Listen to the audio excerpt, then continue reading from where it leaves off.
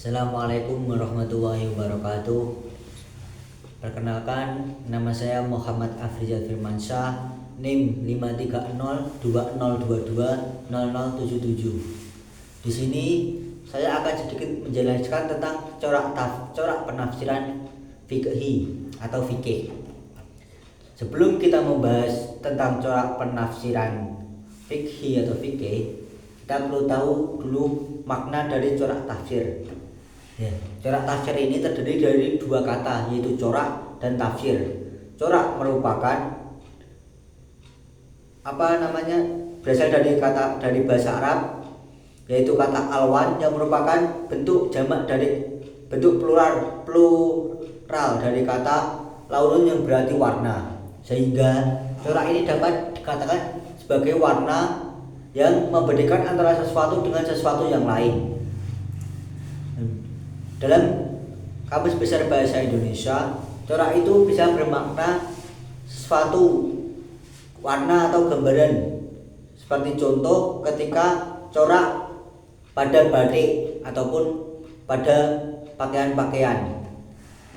Seperti yang telah saya katakan tadi, ketika corak tafsir itu memiliki dua kata, yaitu corak dan tafsir. Jadi ketika corak ini digabung dengan kata yang lain, maka akan memiliki makna yang berbeda.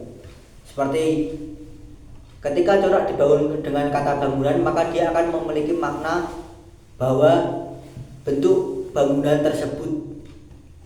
Nah, dalam corak tafsir ini, corak yang dimaksud adalah corak yang berbentuk warna, bukan jenis ataupun sifat.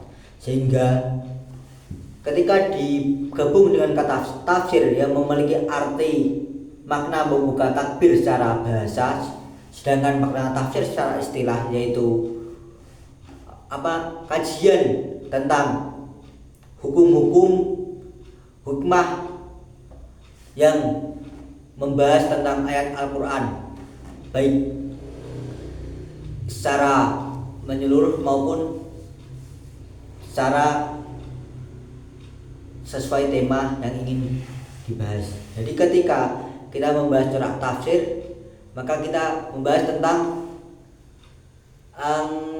jenis ataupun hal khusus tentang suatu penafsiran ayat Al-Quran. Corak tafsir fikih sendiri ialah penafsiran Al-Quran yang dikhususkan kepada penjelasan ataupun kepada penerangan mengenai hukum-hukum fikih yang ada dalam Al-Quran. Hukum-hukum fikih dalam Al-Quran itu kan ada banyak, seperti sholat, zakat, puasa, terus jual beli, waris, dan sebagainya. Sehingga ketika Nabi Muhammad wafat, ini perlu adanya ijma. Para ulama melakukan ijma yang mana ini memunculkan corak tafsir fikih.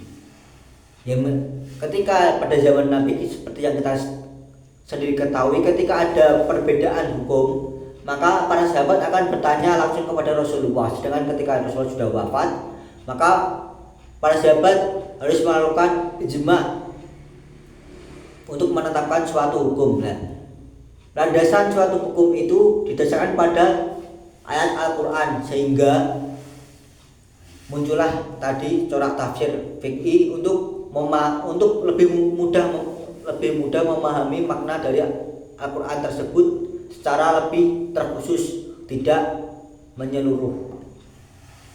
Ini juga berlaku ketika masa setelah para sahabat, yaitu masa para ulama fikih. Para ulama fikih ini kemudian mengeluarkan fatwa berdasarkan ayat-ayat Al-Quran yang dia maknanya secara khusus memakai corak tafsir fikih ini. Ketika munculnya 4 madhab, corak tafsir fikih ini semakin bermacam-macam bentuknya, sebab tidak lagi hanya berpusat pada fikih secara umum, tapi juga pada fikih-fikih berdasarkan madhab mereka. Madhab ini, corak tafsir fikih ini berkembang sesuai dengan madhab-madhab yang ada di kaum Islam sendiri.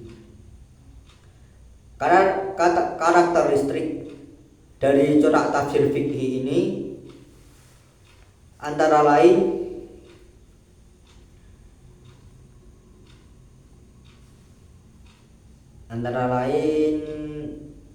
satu, ayat yang bermuatan hukum fikih pembahasannya sangat panjang.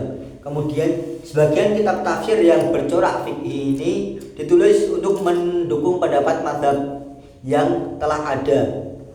Kemudian banyak memasukkan pendapat para imam fikih untuk membahas ayat-ayat yang berkaitan dengan hukum fikih. Contoh dari tafsir Al-Quran yang memakai corak tafsir ini antara lain kitab tafsir Al-Jami' Al-Ahkamil Quran karya Imam Qurtubi, tafsir Ayatul Ahkam karya Muhammad Ali As-Sabuni, dan tafsir Ayatul Ahkam karya Al-Jassas.